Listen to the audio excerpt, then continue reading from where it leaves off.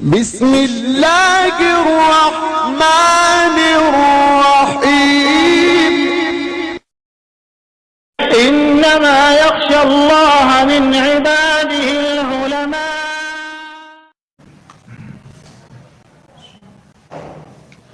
اے اللہ ہم کو صراط مستقیم اور سیدھے راستے تک پہنچا دیجیے. اے اللہ ہم کو صراط مستقیم یعنی سیدھے راستے تک پہنچا دیجیے. ان لوگوں کا راستہ جن پر آپ نے اپنی نعمتیں اپنے انعام نازل فرمائے. ان لوگوں کا راستہ ہمیں نہ دکھائیے، ان راستے تک ہمیں نہ پہنچائیے جن پر آپ کا غضب نازل ہوا، جو آپ کے غصے کا شکار ہوئے. اور ان لوگوں کا راستہ بھی نہ دکھائیے جو علم نہ ہونے کی وجہ سے گمراہ ہو گئے، بھٹک گئے. اے اللہ ہماری اس دعا کو قبول فرما لیجیے، آمین. یہ سورۃ فاتحہ کی آخری 3 آیتیں ہیں. آپ کو اچھی طرح سے معلوم ہے ہم نے اللہ سے معاہدہ کیا تھا کہ ہم آپ ہی کی عبادت کرتے ہیں اور کریں گے اور آپ ہی سے مدد چاہیں گے.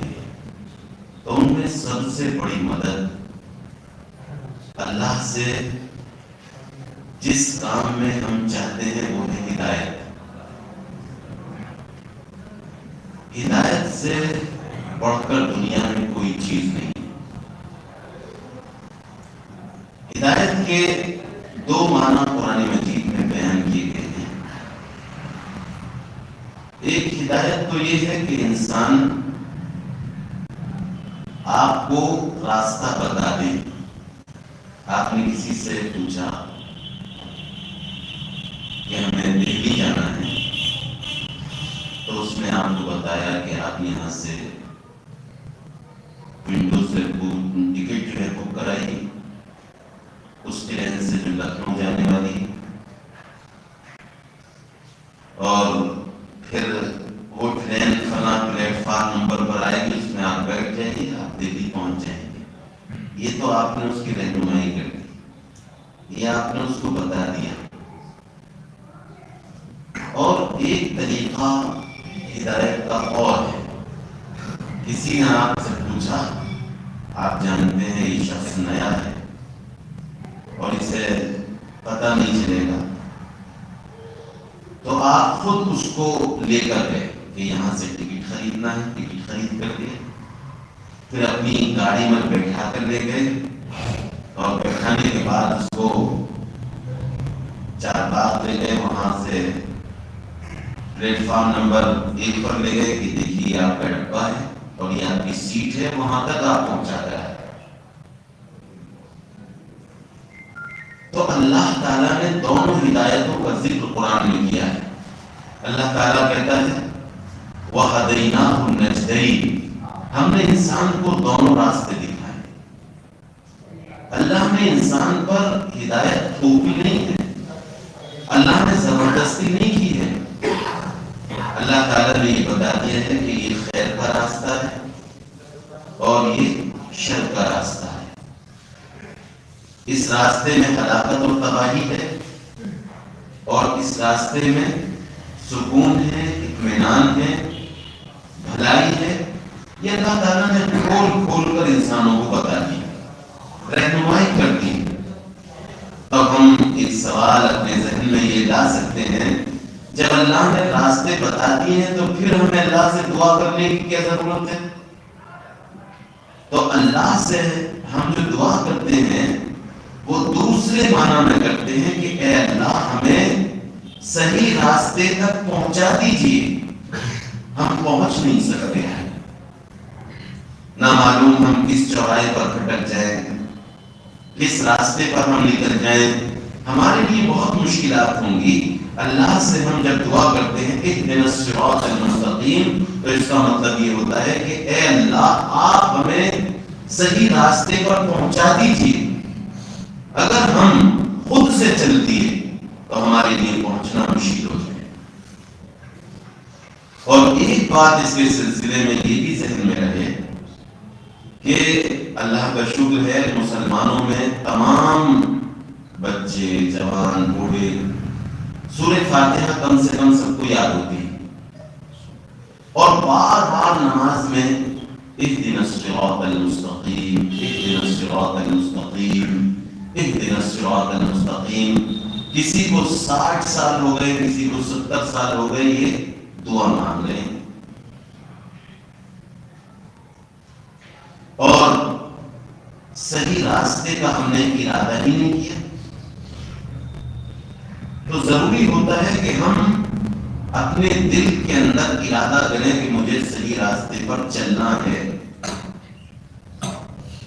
آدمی یہ کہتا رہے، یہ سوچتا رہے کہ مجھ کو دہلی جانا ہے، مجھ کو دہلی جانا ہے، اور گھر میں بیٹھا رہے، پھر زبان سے کہتا رہے کہ مجھے دہلی جانا ہے، مجھے دہلی جانا ہے، وہ دہلی نہیں پہنچ سکے گا. اس کو باقاعدہ جانے کا ارادہ کرنا ہوگا، اور پھر اس کے لیے قدم بھی بڑھانے ہوں گے، کچھ عمل بھی کرنا ہوگا. تو ہدایت کا بھی یہی مسئلہ ہے کہ انسان پہلے ارادہ کرے کہ مجھے خیر کے لیے قدم اٹھانے ہیں، اور پھر اپنی بساط کے مطابق، اپنی کوشش کے مطابق اس راستے پر چلنا شروع کر دے. تو پھر اللہ تبارک و تعالی اس کو بالکل جنت تک پہنچا کر دم دیں گے. اب انسان ارادہ ہی نہ کرے، کوشش ہی نہ کرے، اور صرف اہدنا الصراط المستقیم اہدنا الصراط المستقیم پڑھتا رہے، تو ایسے نہیں پہنچے گا. یہ دنیا کا بھی ضابطہ ہے. جب آدمی کسی کمپٹیشن میں بیٹھتا ہے، مثال کے طور پر ہم لوگ کاروبار سے بھی جڑے ہوئے ہیں، تعلیم سے بھی جڑے ہوئے ہیں.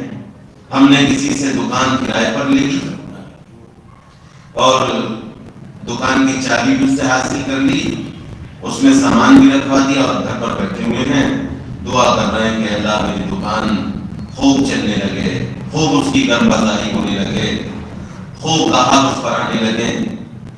ظاہر سی بات ہے آپ نے نہ تو دکان کھولی ہے، اور نہ آپ جو ہے اس کے سلسلے میں کوئی محنت اور جدوجہد کر رہے ہیں. تو نتیجہ نکلے گا ہی نہیں، آپ بیٹھے رہیے گھر پر.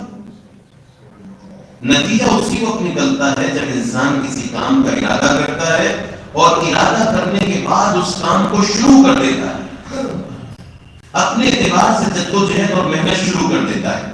بہت سے ہمارے نوجوان ہیں جو بہت سے کمپٹیشن میں بیٹھتے ہیں، کوئی ہائی اسکول کر رہا ہے، کوئی انٹر میں ہے، کوئی نیٹ کے امتحان میں بیٹھ رہا ہے، کوئی نیٹ GRF نکالنے کی کوشش کر رہا ہے. تو ظاہر سی بات ہے اس کے لیے ارادہ کیا، اور ارادہ کرنے کے بعد اس نے محنت بھی شروع کی. آپ جو ہے امتحان کا فارم بھر دیں، ٹیسٹ کا فارم بھر دیں، اور سال بھر سوتے رہیں مزے سے، اور کہتے رہیں کہ میں تو کامیاب ہو جاؤں گا، میں تو کامیاب ہو جاؤں گا، مجھے کامیابی مل جائے. ایسے کیسے مل جائے گا؟ آپ کو ارادہ بھی کرنا پڑے گا، اور ارادے کے ساتھ ساتھ جدوجہد بھی کرنی پڑے گی، محنت اور کوشش بھی کرنی پڑے گی. قرآن مجید میں اللہ تعالیٰ نے بالکل صاف کہہ دیا ہے، اللہ تعالیٰ ان لوگوں کو ہدایت دیتا ہے من ینیب ویہدی الیہ من ینیب، جو لوگ اللہ کی طرف متوجہ ہوتے ہیں، جو قدم بڑھانا چاہتے ہیں، جو محنت اور جدوجہد کرتے ہیں، اللہ تعالیٰ ان کو پکڑ کر پہنچا دیتا ہے، صحیح راستے تک اللہ تعالیٰ ان کی رہنمائی فرماتا ہے. قرآن مجید میں دوسری جگہ پر بھی اس کو اور وضاحت کے ساتھ فرمایا گیا ہے، وَالَّذِينَ جَاهَدُوا فِينَا لَنَهْدِيَنَّهُمْ سُبُلَنَا، جو لوگ ہمارے راستے میں محنت کریں گے، جدوجہد کریں گے، کوشش کریں گے، تو ہم ان کو راستے دکھا دیں گے، راستے ان کے لیے کھلنے لگیں گے.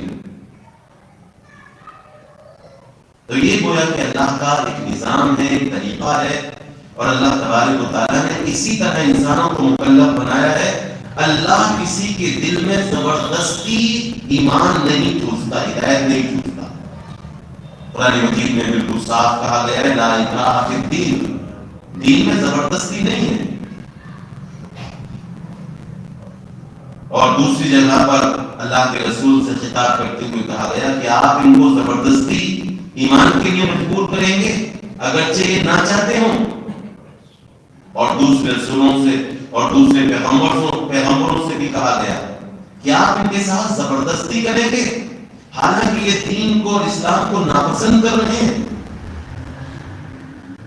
تو دل میں ہمارے کوئی ارادہ ہی نہیں ہے بلکہ ارادہ غلط ہے اور برائی کا ارادہ ہے، شر کا ارادہ ہے. اور ہم جو ہے زبان سے بھی اهدنا الصراط المستقیم کہتے رہے تو اس کا خاطر خواہ فائدہ نہیں ہوگا.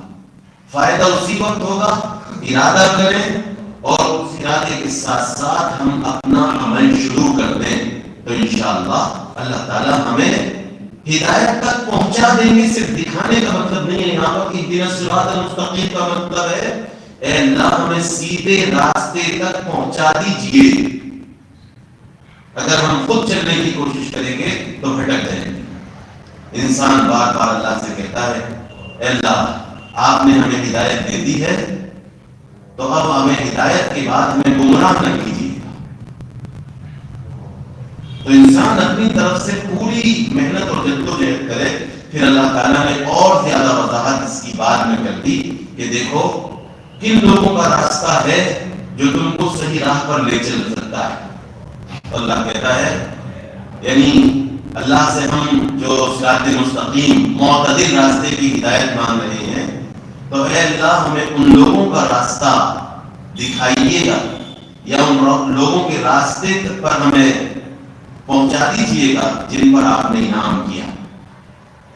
اللہ تعالیٰ کا انعام جن لوگوں پر ہوا ہو سکتا تھا کہ یہاں پر یہ کہہ دیتے کہ بہت آسان تھا کہ اللہ قرآن کا راستہ دکھا دیجیے، اللہ حدیث کا راستہ دکھا دیجیے، لیکن یہاں پر یہ بات نہیں کہی گئی.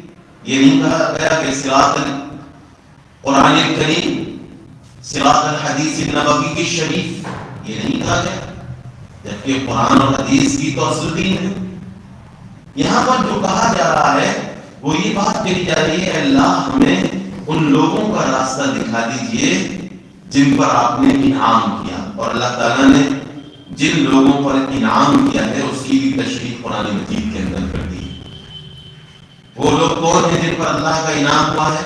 اللہ کے نبی انبیاء علیہ الصلوۃ والتسلیمات، ان پر اللہ کا بھرپور انعام ہوا. یہ اللہ کے معصوم بندے ہیں، ان سے کبھی کوئی خطا نہیں ہوئی.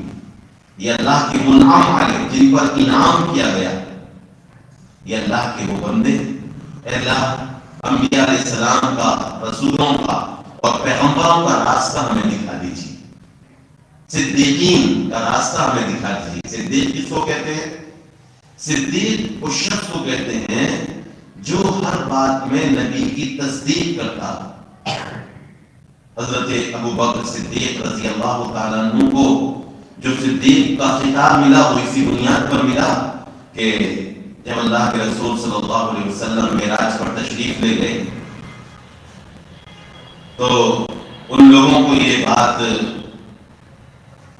بڑی مذاق اڑانے کی مل گئی کہ آپ تو ہم ان کے دوستوں کو بھی جا کر کہیں گے کہ دیکھیے تمہارے دوست کی دعویٰ کرتے ہیں کہ یہاں سے فلسطین چلے گئے، بیت المقدس چلے گئے اور بیت المقدس سے آسمانوں کی سیر کر کے ایک ہی رات میں واپس آ گئے. تو مشرکین مکہ اللہ کے رسول صلی اللہ علیہ وسلم کی اس بات کا مذاق اڑاتے مل رہے تھے کہ دیکھیے محمد یہ کہہ رہے ہیں، ابھی تک تو ایسی باتیں کر رہے تھے تو بڑے یعنی پاگلوں کی سی باتیں کر رہے ہیں، مجنونوں کی سی باتیں کر رہے ہیں. وہ یہ کہہ رہے ہیں کہ وہ ایک ہی رات میں مکہ مکرمہ سے بیت المقدس فلسطین کی سرزمین پر گئے اور وہاں سے 7 آسمانوں پر چلے گئے. جو کمزور لوگ تھے ان کے دل میں طرح طرح کے خیالات آنے لگے. اب یہ بات ان لوگوں نے حضرت ابو بکر رضی اللہ تعالیٰ عنہ سے جا کر کہی اور کہا کہ یہ بتائیے اگر کوئی شخص یہ کہے کہ میں راتوں رات ساتوں آسمانوں کی سیر کر کے دوبارہ سے یہاں واپس آ گیا تو آپ اس کے سلسلے میں کیا کہیں گے کہ بظاہر تو یہ عقل میں آنے والی بات نہیں ہے، لیکن یہ بتائیے کہ یہ بات کہی کس نے؟ تو ان لوگوں نے کہا کہ ہمارے دوست جو محمد ہیں وہ یہ کہتے ہیں صلی اللہ علیہ وسلم کہ میں راتوں رات مکے سے فلسطین بیت المقدس کی سرزمین پر پہنچا اور وہاں سے ساتوں آسمانوں کی سیر کرنے کے بعد یہاں واپس آ گئے۔ کہا کہ اگر وہ کہتے ہیں تو بالکل سچ کہتے ہیں، بالکل بات کہتے ہیں۔ بولے یہ تو تم نے کوئی انوکھی بات نہیں پوچھی مجھ سے، ہم تو یہ بھی تسلیم کرتے ہیں کہ حضرت جبرائیل علیہ السلام جو اللہ کے مقرب فرشتے ہیں، اللہ کے رسول صلی اللہ علیہ وسلم کے پاس اللہ کا پیغام لے کر دن میں کئی مرتبہ آتے ہیں، ہم تو اس کو بھی مانتے ہیں۔ تو ہمیں اس کو ماننے میں کیا ہے کہ زمین پہ سے اللہ کے رسول صلی اللہ علیہ وسلم ایک مرتبہ چلیں گے؟ تو صدیق میں بتا رہا تھا اس شخص کو کہتے ہیں جو اللہ کے رسولوں کی، اللہ کے پیغمبروں کی ہر بات کو بغیر کسی شک کے اور بغیر کسی تذبذب کے قبول کرے، اس کو صدیق کہتے ہیں۔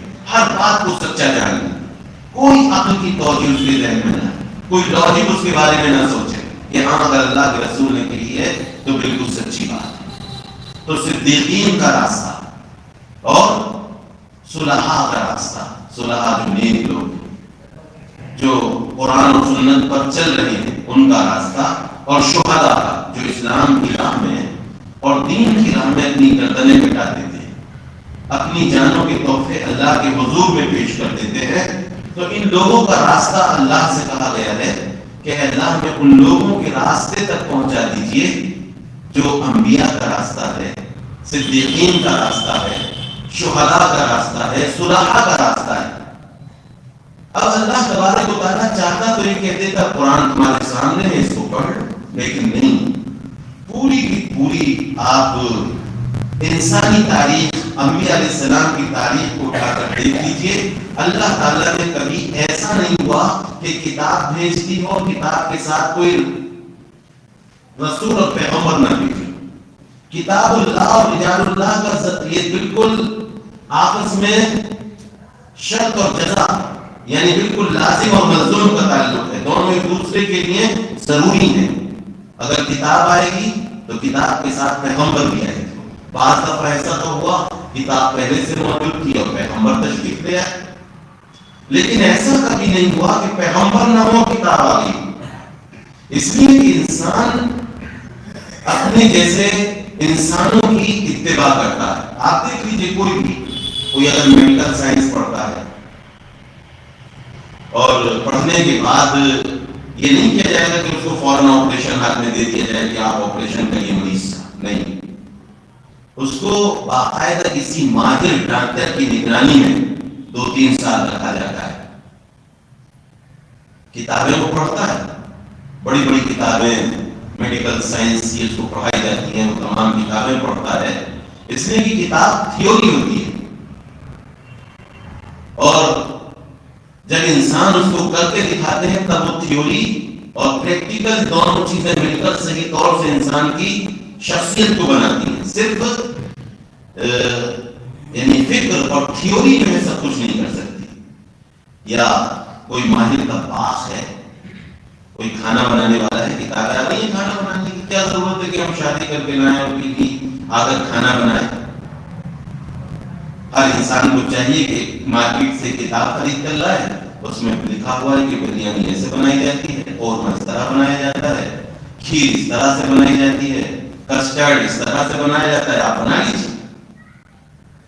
لیکن کتابوں سے یہ چیزیں نہیں بنا کرتی۔ آپ بنائیں گے، کوشش کریں گے، لیکن یہ کہ بہت سی جگہ پر آپ ایکسپرٹ نہیں ہو سکتے، اس کے لیے کسی ماہر باورچی کی نگرانی میں آپ کو رہنا ہوگا۔ وہ آپ کو پریکٹیکلی دکھائے گا کہ کس طرح سے چیزیں بنتی ہیں، کس طرح سے ان کو تیار کیا جاتا ہے۔ جب پریکٹیکلی وہ دکھائے گا تب آپ جا کر کے اس کی اتباع کریں گے، بار بار اس کی ریہرسل کریں گے اور بار بار اس کو دیکھیں گے، تو پھر آپ کامل بن جائیں گے۔ تو اللہ تبارک و تعالیٰ نے رجال اللہ اور کتاب اللہ کا جوڑ رکھا ہے. بغیر کتاب کہ آپ رجال اللہ کو نہیں سمجھ سکتے اور بغیر رجال اللہ کی کتاب اللہ کو نہیں سمجھ سکتے. اسی لیے آپ دیکھ لیجیے اللہ کے رسول صلی اللہ علیہ وسلم تشریف لائے اور اللہ کے رسول صلی اللہ علیہ وسلم نے صحابہ کو کتاب پڑھائی بھی اور پھر اپنے نمونے کے ذریعے سے اس کو پرکھ کر بھی دکھایا. تو صحابہ بنے, صحابہ سے اس کتاب یعنی صحابہ نے پھر وہ کتاب آگے تک پہنچائی, تابعین تک پہنچائی. صرف کتاب نہیں پہنچائی بلکہ اللہ کے رسول کا عمل ان کو کر کے دکھایا. تو یہ اللہ تعالیٰ نے انسانی فطرت رکھی ہے کہ انسان کا جو کردار ہے وہ لوگوں کو متاثر کرتا ہے. کتابیں تو لائبریریوں میں بھری ہوئی ہیں, اسکولوں میں بھری ہوئی ہیں اور ہمارے گھروں پر کتابیں رکھی ہوئی ہیں. آج مسلمانوں کا سب سے بڑا المیہ یہ ہے کہ مسلمان صرف کتاب پڑھتا ہے, کردار کی بات نہیں کرتا. جو کردار کتابوں کے اندر ہے اگر وہ انسانوں کے اندر آ جائے تو انقلاب ہمارے زندگی میں بھی آ جائے, ہمارے معاشرے میں بھی آ جائے, ہمارے ضلع اور صوبے کے اندر آ جائے, پوری دنیا کے اندر انقلاب آ جائے. لیکن بس ہم کتابوں کو پڑھتے ہیں اور اپنی شخصیت کو بنانے کی کوشش نہیں کرتے. تو لہذا یہاں پر جو یہ کہا گیا ہے کہ اللہ ہمیں ان لوگوں کا راستہ دکھا دیجیے جن پر آپ نے انعام کیا, اور جو اللہ کے انعام یافتہ بندے ہیں وہ یہ ہیں, یعنی انبیاء علیہ السلام اور صدیقین ہیں, شہداء ہیں جو اللہ کے راستے میں اپنی جان نچھاور کر دیتے ہیں, اپنی گردنیں کٹا دیتے ہیں, اور صالحین ہیں.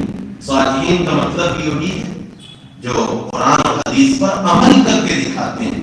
یہ مطلب نہیں ہے کہ قرآن اور حدیث الگ چیز ہے اور یہ چار جو طبقے ذکر کیے گئے انبیاء اور صلحاء اور شہداء یہ الگ ہیں. یہی لوگ ہم کو قرآن و سنت پر صحیح عمل کر کے دکھاتے ہیں. اگر ان کی بات صحیح ہوگی تو قبول. انبیاء علیہ السلام میں تو کسی کو کلام ہی نہیں. صحابہ اکرام نے جو اسوہ اور نمونہ پیش کیا ہے وہ بھی اللہ کے رسول نے ان کے بارے میں فرمایا وہ ستاروں کی مانند ہے جس کی بھی تم پیروی کرو گے راہیاب ہو جاؤ گے. اور بعد کے لوگوں میں ہم یعنی بعد کے افراد کو کتاب اللہ اور سنت و رسول اللہ کی کسوٹی پر پرکھتے ہیں کہ اگر واقعی وہ کتاب اللہ کے مطابق اور سنت رسول اللہ کے مطابق چل رہے ہیں تب تو ہم ان کی باتوں کو قبول کریں گے, یہ پہلے آ چکا ہے. اگر وہ کتاب اللہ اور سنت رسول کے مطابق نہیں چل رہے ہیں تو ہم ان کی اطاعت کے مکلف نہیں ہیں. اللہ نے اسی بنیاد پر ان کی اطاعت کا حکم دیا ہے کہ وہ اللہ اور رسول کی باتوں کو 100% مانتے ہیں. تو پھر بعد میں آخر میں جملہ ہے غیر المغضوب علیہم, اے اللہ ہمیں ان لوگوں کے راستے پر نہ چلائیے گا جن پر آپ کا غضب نازل ہوا. ان سے وہ لوگ مراد ہیں جو جان بوجھ کر, جنہیں معلوم ہے کہ اسلام یہ ہے, اسلام کے قانون میں حقانیت ہے, صداقت ہے, سب جانتے ہیں, قرآن مجید کو بھی جانتے ہیں, اللہ کے رسول کی حدیثوں کو بھی اچھی طرح سے جانتے ہیں, اس کو سمجھتے بھی ہیں, لیکن حسد, بغض, عداوت اور نفرت ہے جو بیچ میں دیوار بن گئی. وہ اسلام سے قریب نہیں ہونے دیتی. جانتے بوجھتے ہوئے انکار کرنا, معلوم ہونے کے باوجود انکار کر دینا, یہ اللہ کو پسند نہیں ہے. اللہ تعالیٰ ان پر بہت غصہ ہوتا ہے. اس سے مفسرین نے عام طور سے لکھا ہے کہ اس سے یہود مراد ہے کہ یہود اللہ کے رسول کو اس طرح سے جانتے تھے جیسے اپنے بیٹوں کو, اپنے پوتوں کو, اپنے نواسی نواسا کو جانتے تھے. اسی طرح اللہ کے رسول کو بھی جانتے تھے. قرآن کی حقانیت کے بارے میں بھی ان کو یقین تھا, لیکن جاننے کے باوجود انہوں نے اسلام کا انکار کر دیا. بس بات کیا تھی کہ وہ حسد میں مارے گئے, تکبر کی وجہ سے وہ لوگ ہدایت سے دور ہو گئے. وہ یہ چاہتے تھے کہ آخری نبی بھی ہمارے درمیان نہ آنی چاہیے, ہمارے درمیان محفوظ ہونے چاہیے, بنو اسماعیل میں نہیں آنے چاہیے, بنو اسحاق میں, جبکہ دونوں ہی ایک ہی شاخ کی حضرت ابراہیم علیہ السلام کی جو اولاد تھی اسی کی دو شاخیں ہیں، بنو اسماعیل اور بنو اسرائیل۔ ایک کو بنی اسماعیل کہتے ہیں، کو بنی اسرائیل کہتے ہیں۔ تو یہ خاندانی عداوت اور خاندانی نفرت اور خاندانی تعصب تھا یہودیوں کے اندر، جس تعصب نے ان کو اس بات پر آمادہ کیا کہ ہم حق کو قبول نہیں کریں گے، اس لیے کہ آخری رسول بنی اسماعیل میں مبعوث ہوئے ہیں اور اسی خاندان میں آئے ہیں، لہذا ہم اس وجہ سے قبول نہیں کریں گے کہ وہ اس خاندان میں کیوں آئے۔ یہی بچاؤ اور یہی سبب ہے۔ تو اب جو لوگ بھی اسلام کو جان رہے ہیں، سمجھ رہے ہیں، اسلام کی حقانیت ان پر کھل چکی ہے، اسلام کے دلائل ان پر واضح ہو چکے ہیں، لیکن اس کے باوجود وہ اسلام سے قریب نہیں آ رہے ہیں، اسلام قبول نہیں کر رہے ہیں، تو وہ یہودیوں کے ساتھ اسی صفت میں شریک ہو جائیں گے، ان پر بھی اللہ کا غضب، اللہ کا غصہ نازل ہوگا۔ اور جو آخری شق ہے اسی والضالین، اس سے مراد جو مفسرین نے عام طور سے دی ہے وہ نصارہ ہیں، عیسائی۔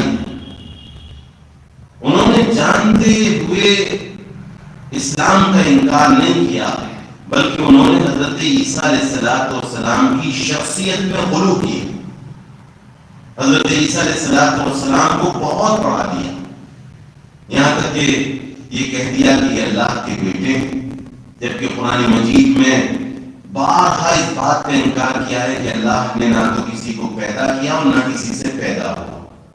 اور جس شخص نے اللہ کا بیٹا تسلیم کیا، اللہ کی جانب بیٹے کو منظور کیا، اولاد کو منظور کیا، تو اس نے اللہ کے سلسلے میں بہت بڑی بات کہی ہے، اور قریب ہے کہ اس بات سے آسمان پھٹ جائیں اور زمینیں پھٹ پڑیں۔ تو یہ بہت خطرناک چیز ہے۔ ان لوگوں نے جہالت میں اور عدم واقفیت کی وجہ سے حضرت عیسیٰ علیہ السلام کو اللہ کا بیٹا بنا دیا، اور بہت ان کے درجات میں اور ان کے مرتبے میں بہت غلو کیا، بہت مبالغہ کیا، انہیں بہت بڑھایا۔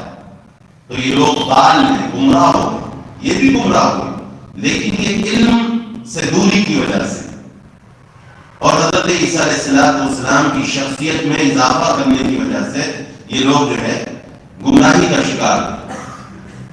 تو لہذا جو لوگ آج بھی ہیں ہمارے معاشرے کے اندر، جو ہمارے بھائی ہیں، بعض جو یہاں رہتے ہیں، لکھنؤ کے اندر رہتے ہیں، وہ حضرت علی رضی اللہ تعالیٰ عنہ کو اللہ سے بڑھا دیتے ہیں، اور بعض ہمارے بھائی جو اللہ کے رسول صلی اللہ علیہ وسلم کی ذات میں ایسے مبالغے کرتے ہیں کہ اللہ کے رسول صلی اللہ علیہ وسلم کی ذات کو اللہ سے بڑھا دیتے ہیں، اور کہتے ہیں کہ وہی جو عرش پر تھا مصطفیٰ ہو کر، وہی مکے میں یا مدینے میں اتر آیا احمد مصطفیٰ ہو کر، یعنی جو نعوذ باللہ خدا وہاں پر تھے، اللہ کے رسول عرش پر تھے تو خدا تھے، اور اب جو دنیا میں اتر آئے ہیں۔ تو بہت سے لوگوں نے اللہ کے رسول صلی اللہ علیہ وسلم کی محبت میں اور آپ کی شان کو بڑھانے کے لیے، آپ کے مرتبے کو بڑھانے کے لیے غلو سے کام کیا، اور بہت زیادہ آپ کی خصوصیات میں مبالغہ کیا، جس کو اللہ نے منع کیا تھا کہ ایسا نہیں کرنا۔ اللہ کے رسول نے بھی منع کیا تھا کہ تم میرے سلسلے میں اس طرح سے مبالغہ نہ کرنا، جس طرح سے عیسائیوں نے اور یہودیوں نے اپنے انبیاء کو خدا بنا لیا اور اپنے انبیاء علیہ السلام کی قبروں کو سجدہ گاہ بنا لیا۔ اللہ سے دعا کی، اللہ میری قبر کو تو اس طرح سے سجدہ گاہ مت بننے دینا۔ تو لہذا جو لوگ گمراہی کی وجہ سے اور علم سے ناواقفیت کی وجہ سے بہک گئے، تو وہ لوگ عیسائیوں کی کیٹیگری میں آتے ہیں۔ آج کل تو بالکل ہی ان کا دین بدل گیا ہے، بالکل وہ ناواقف ہیں، کچھ جانتے نہیں دین کے بارے میں، شریعت کے بارے میں، جو ان کی شریعت تھی، جو انجیل میں نازل ہوئی تھی۔ اس کے بعد احکام انشاءاللہ تفصیل سے بات آئے گی عیسائیوں کے تعلق سے، کہ بعض احکام ان کے سلسلے میں ایسے تھے جو مسلمانوں کو اس کا مکلف بنایا گیا تھا، حکم دیا گیا تھا، تو یہاں پر وہ لوگ مراد ہیں جو علم کی کمی کی وجہ سے یا علم سے ناواقف ہونے کی وجہ سے گمراہ ہو گئے. تو جو لوگ بھی ایسے ہیں جو کسی کی شان میں بہت زیادہ مبالغہ کرتے ہیں، بہت زیادہ اس کی مرتبے کو بڑھا دیتے ہیں، چاہے اس کی محبت میں ہی بڑھائیں، تو وہ سب عیسائیوں کے ساتھ ہوں گے اور وہ بھی گمراہ ہیں اور وہ بھی اللہ کے عذاب سے نہیں بچ سکیں گے. تو یہ جو ہے سورہ فاتحہ تھی، جس کا تھوڑا سا مطلب جو ہے بیان کیا گیا. اللہ کا یہ کلام ہے، اس کی عجائبات کو قیامت کا ختم نہیں ہو سکتا. تو جو باتیں اس میں کہی گئی اللہ تعالیٰ انہیں قبول فرمائے، اور جو باتیں زبان سے غلط نکل رہی ہوں اللہ تعالیٰ اس کو میرے ذہن سے بھی ختم فرما دے اور آپ کے ذہن سے بھی اللہ تعالیٰ ان کو دور فرما دے.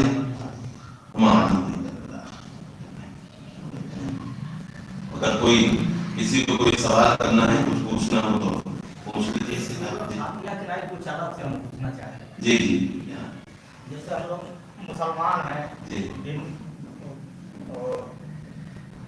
آدمی ہے تو غلطی کرتا ہی ہے، غلطی کے بدلے ہیں. جی جی صحیح. وہ کون سی غلطیاں ہیں جو اسلام سے خارج کر دیں اور خارج ہونے کے بعد پھر واپسی ہو، اس کے بارے میں ہم جاننا چاہیں. ہاں تو دیکھیے یہ تو یعنی ایسا موضوع ہے، اس کو کہتے ہیں ارتداد، مرتد ہو جانا.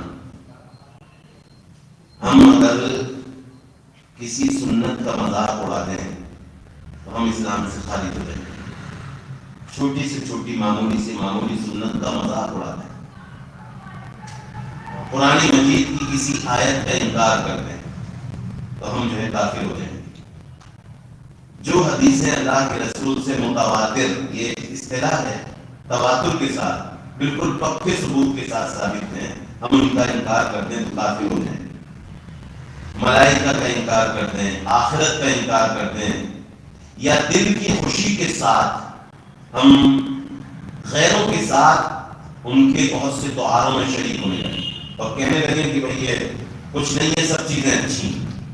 کرسمس میں مثال کے طور پر ایک تو یہ ہے کہ بس ایک تماشا ہی بن کے شریک ہو گئے، اور ایک یہ باقاعدہ نہیں، وہ اچھی ہے، وہ کرسمس بہت اچھا ہے، یہ سب کچھ نہیں ہے کہ بھائی وہ ہمارے یہاں شریک ہو جاتے ہیں، ہم بھی ان کے تہوار کو اچھا کہیں گے، ہم بھی جو ہے ان کو اچھا سمجھتے ہیں. اس کو اچھا سمجھ کے، اس کو بہتر سمجھ کر، تحسین یعنی جس کو کہتے ہیں نا اچھا سمجھنا، اور باقاعدہ مبارکباد دے رہے ہیں اور وہی الفاظ استعمال کر رہے ہیں جو لوگ اپنے آپس میں استعمال کرتے ہیں، اور ہم سمجھ بھی رہے ہیں اس کا مطلب، کہ اس کا مطلب یہ ہے کہ یعنی اللہ نے بیٹے کو جنا تھا آج کے دن، جیسے کرسمس سے کل کا ہی دن گزرا ہے، یا مرسی کرسمس،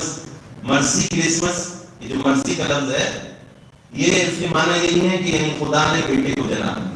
اور مسلمان جو ہے ناواقفیت میں اس کو، جو ماڈرن قسم کا مسلمان ہے جو کچھ نہیں سمجھتا، جن کے ہاتھ سے کچھ نہیں ہے، دین و اسلام کچھ نہیں ہے، بس ماڈرنائز ہے کہ ماڈرن انداز میں ہم پیش کر لیں. بہت سی چیزیں ہیں جس سے اسلام سے انسان خارج ہو جاتا ہے.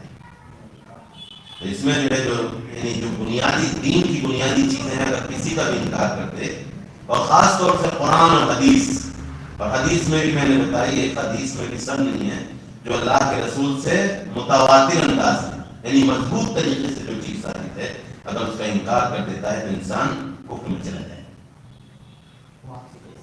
واپسی دوبارہ کلمہ پڑھنا پڑے گا اس کو، ورنہ اس کی سزا بھی ہے، ارتداد کی سزا بھی ہے. اگر اسلامی حکومتیں ہوں تو شریعت نے سزا متعین کی. ہاں اسلامی حکومت نہیں ہے تو ظاہر سی بات ہے بہت سی چیزیں ہیں جس کی سزا ہم نہیں دے سکتے. چور کا ہاتھ کاٹا جائے گا اگر خاص رقم اس نے چرائی ہے، ایک رقم متعین ہے. زنا کرنے والے اگر شادی شدہ جوڑا سزا یعنی زنا کرتا ہے تو اس کی گردن مار دی جائے گی. اگر غیر شادی شدہ جوڑا زنا کرتا ہے تو اس کے کوڑے مارے جائیں گے. اگر کسی پر تہمت لگاتے ہیں ہم پاکیزہ انسانوں پر، اگر ہم تہمت لگاتے ہیں تو اس کی بھی سزا قرآن کے اندر متعین ہے. لیکن ظاہر سی بات ہے کہ ہم اسلامی ریاست میں تو رہ نہیں رہے، ہم یہاں پر ممکن نہیں ہے، اپنے ہاتھ سے سزا دے نہیں سکتے. اس میں جو ہے قاضی کی ضرورت ہوتی ہے، اسلامی عدالت کی ضرورت ہوتی ہے. اسی کو اور کچھ پوچھنا ہے تو پوچھ. الحمد للہ رب العالمین الرحمن الرحیم، الحمد للہ رب العالمین الرحمن الرحیم مالک یوم الدین. اللهم صل على محمد وعلى باركت على إبراهيم وعلى آل إبراهيم إنك حميد مجيد. اللهم بارك على محمد وعلى آل محمد كما باركت على إبراهيم وعلى آل إبراهيم إنك حميد مجيد. اللهم لك الحمد ولك الشكر كله. اللهم لك الحمد ولك الشكر كله. ربنا آتنا في الدنيا حسنة وفي الآخرة حسنة وقنا عذاب النار وقنا عذاب النار وقنا عذاب القبر وقنا عذاب الحشر وقنا عذاب الميزان. اللہ ہمیں اپنی محبت نصیب فرما. اللہ قرآن کی تلاوت اور قرآن کو سمجھنے کا ہمیں توفیق عطا فرما دیجیے. اے رب کریم ہمارے سینوں کو قرآن کے لیے کھول دیجیے. اللہ ہمارے سینوں کو قرآن کے لیے کھول دیجیے. اللہ آسمان سے اور زمین سے اس وقت بیماریاں جو ہیں چل پڑی ہیں، اللہ ان بیماریوں سے ہماری حفاظت فرما. اللہ قرآن کی برکت سے ہماری حفاظت فرما. اللہ اس کو ہماری سلامتی کا ذریعہ بنا دیجیے. اللہ ہمیں ہدایت نصیب فرما. اللہ ہمیں ہدایت نصیب فرما. اللہ ہمارے قدم ڈگمگا جاتے ہیں. اللہ ہم غلط راستوں پر چل دیتے ہیں. اللہ غلط راستوں میں بلکہ پڑے ہوئے ہیں. اللہ گناہوں کے دلدل میں پھنسے ہوئے ہیں. اللہ اپنی رحمت سے ہمیں نکال لیجیے. اللہ اپنی رحمت سے ہمیں نکال لیجیے. اللہ اپنی رحمت سے ہمیں نکال لیجیے. اللہ کوئی بچانے والا نہیں ہے، صرف آپ بچانے والے ہیں. اللہ ہم برائیوں کا ارادہ کرتے ہیں اور ان کو انجام بھی دے دیتے ہیں. اللہ اچھائی کا خیال دل میں آتا ہے تو اس کو اللہ کرنے سے پہلے ہی خیال کو نکال دیتے ہیں. اللہ اچھے خیال بھی آپ کی طرف سے آتے ہیں. اللہ اچھے خیال بھی آپ کی طرف سے آتے ہیں. اللہ ہم پر عمل کرنے کی توفیق عطا فرما. اللہ ہم پر عمل کرنے کی توفیق عطا فرما. اهدنا الصراط المستقیم اهدنا الصراط المستقیم. اللہ اعتدال کا راستہ نصیب فرما دیجیے. اللہ ہمیں جنت تک پہنچا دیجیے. اللہ جنت تک پہنچا دیجیے. اللہ قدم لڑکھڑانے لگے. اللہ قدم لڑکھڑانے لگے. اللہ کبھی زندگی میں اتنے گناہ آ جاتے ہیں، اتنے گناہ آ جاتے ہیں، نہ تلاوت ہوتی ہے، نہ قرآن پڑھنے میں مزہ آتا ہے. اللہ ان کیفیات کو، اللہ ان منکرات کو دور فرما. اللہ ان بد کیفیات کو دور فرما. اللہ اسلام کا نور عطا فرما، قرآن کا نور عطا فرما. اللہ اپنے نیک بندوں میں شامل فرما دے. اللہ نیک بندوں میں شامل فرما دے. اللہ انبیاء علیہ السلام، شہداء، صدیقین اور صلحاء کی اتباع نصیب فرما. اللہ اپنے نیک بندوں کی اتباع نصیب فرما. اللہ اپنے نیک بندوں کی اتباع نصیب فرما. اللہ یہودیت سے اور عیسائیت سے ہمارے معاشرے کو بچا دیجیے. اللہ یہودیت سے اور عیسائیت سے ہمارے معاشرے کو بچا دیجیے. اللہ کرسمس کا دن آتا ہے، عیسائیوں سے زیادہ ہمارے مسلمان نوجوانوں کی بھیڑ ان کے تہواروں میں ہوتی ہے. اللہ ہمارے نوجوانوں کی بھیڑ ان کے تہواروں میں ہوتی ہے. اللہ ہم صرف آپ سے شکوہ کرتے ہیں کہ ہم نے اپنی اولاد کی صحیح تربیت نہیں کی، ہم نے اپنی اولاد کو صحیح طرح سے نہیں سنوارا. اللہ ہمیں توفیق سے نواز دیجیے. اللہ صحیح توفیق سے نواز دیجیے. اللہ ہمارے والدین کی مغفرت فرما. ہماری اولاد کی صحیح تربیت کی توفیق عطا فرما دیجیے. اللہ جو مانگا وہ بھی عطا فرما، جو مانگنے سے رہ گیا وہ بھی عطا فرما. اللہ اپنے فضل و کرم سے جناب آقا حضرت محمد مصطفیٰ احمد مصطفیٰ سرور کائنات صلی اللہ علیہ وسلم کے صدقے میں ہماری تمام دعاؤں کو قبول فرما. سبحان ربک رب العزت عما یصفون وسلام علی المرسلین والحمد للہ رب العالمین. لا الہ الا اللہ.